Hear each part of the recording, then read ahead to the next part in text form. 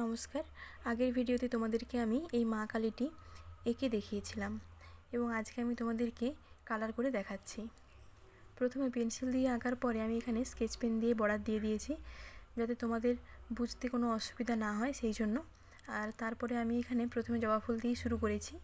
জবা ফুলের প্রথমে ভেতরের দিকে দিচ্ছি কালো রং এবং কালো রংটি দেওয়ার পরে আমি এখানে লাল রং দিয়েছি। জবা ফুলের ভাঁজগুলি বোঝানোর জন্যই আমি এখানে কালো রংটি দিয়েছি এবং তারপরে মা কালীর মুখে এবং বডির যে কালার আমি সেই কালারটি এবারে করে নিচ্ছি। প্রথমে মুখের দু সাইড থেকে এবং নাকের যে দাগ আছে চোখের ওপরে সমস্ত সাইডগুলোতে আমি প্রথমে কালো রংটি ডিপ থেকে হালকা এরকমভাবে আমি করে নিচ্ছি যাতে পরবর্তী রংটা মেশাতে আমার কোনো অসুবিধা না হয়।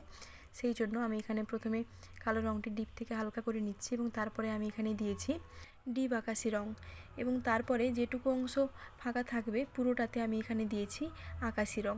এইভাবেই মুখ এবং বডি আমি এখানে করে নিয়েছি এবং প্রত্যেকটি রং যেন সুন্দরভাবে মিশে যায় সেটা খেয়াল রাখতে হবে আমাদেরকে।